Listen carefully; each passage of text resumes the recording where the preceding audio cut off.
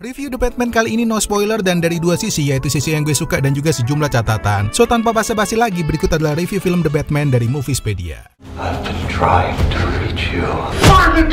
Meski bernuansa dark, namun opening The Batman sudah mengebrak ke gambaran inti permasalahan yang akan dihadapinya. Berbeda dengan film-film sebelumnya, maka kali ini origin atau cerita masa lalu Batman dan juga orang tuanya tidak terlalu dibahas secara mendalam, dan ini menurut gue adalah keputusan yang sangat tepat karena tidak perlu mengulang formula yang sama. Dan untuk hubungan antara Bruce Wayne dan juga Alfred juga disajikan bukan seperti tuan dan pelayan yang saling menguasai dan dikuasai, melainkan Alfred pun juga digambarkan seperti sahabat yang berani mengingatkan jika Bruce salah dan juga menemani perjalanan Bruce saat dia merintis perjalanan hidupnya sebagai seorang vigilante. Di sisi lain, cerita dalam film The Batman masih menampilkan nuansa seberapa rusaknya Gotham dengan kondisi politik dan juga konspirasi seperti film-film terdahulunya. Dan mungkin yang sedikit membedakan adalah Batman yang melawan musuh-musuh yang tidak hanya aneh dan juga gila, namun juga para antagonis yang nyaris tidak bisa tersentuh. Oh iya, film ini juga punya plot twist ya teman-teman. Dan salah satu plot twist yang mengejutkan adalah dugaan kemunculan salah satu karakter yang sangat dinantikan. It's not just a call. It's a warning.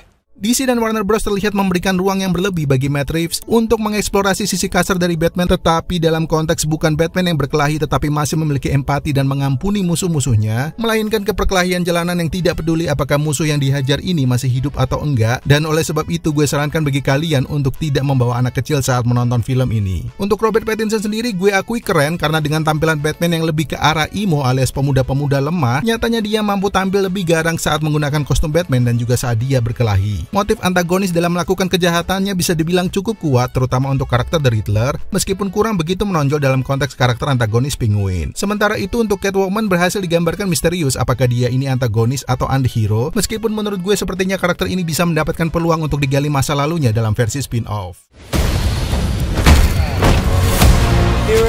Sutradara Matt Reeves bisa dibilang menghancurkan pakem karakter Batman versi Robert Pattinson. Ya, seperti misalnya aja jika di dalam film terdahulunya Batman itu lebih mengandalkan kekayaan, kali ini Batman lebih ditampilkan menonjolkan otaknya sebagai detektif dibandingkan sebagai seorang yang kaya raya dan juga playboy. Selain itu, meski latar belakang filmnya berada di dunia dengan teknologi canggih, namun Batman justru lebih digambarkan masih merintis untuk menemukan teknologi yang tepat dalam mendukung setiap aksinya. Untuk karakter pribadinya sendiri, Batman versi Robert yang lebih muda juga digambarkan lebih manusiawi, seperti misalnya dia lebih emosional, bisa salah dan juga tidak kebal terhadap hantaman setiap musuhnya. Hanya saja satu yang menurut gue agak aneh adalah soal peran Robert ketika menjadi Batman dan juga Bruce Wayne yang hampir sama, yaitu sama-sama dingin. Gue nggak tahu apakah ini memang karena disetting agak berbeda dengan film-film terdahulu atau karena pembawaan dari karakter Robert yang memang sering memerankan karakter yang cukup dingin. Padahal nih guys, di film-film Batman dan juga komik, karakter Bruce Wayne biasanya berbeda jika dibandingkan saat dia menjadi Batman, karena memang dia sengaja menampilkan personanya sebagai seorang playboy dan juga seorang yang kaya raya untuk menyembunyikan identitas asli dari musuh-musuhnya. Secara keseluruhan, film dengan durasi 3 jam buat gue pribadi tidak berjalan membosankan, meski memang di beberapa adegan terdapat dialog-dialog yang mendalam setiap karakter yang mungkin ya, bagi kalian yang tidak terbiasa akan terkesan berjalan monoton. Well, oke, itu tadi review The Batman dan jangan lupa subscribe Moviespedia sekarang juga dan nyalakan lonceng notifikasinya biar kalian gak ketinggalan review film menarik lainnya. Gue Adi pamit, tetap sehat serta semangat buat kalian, dan peace out.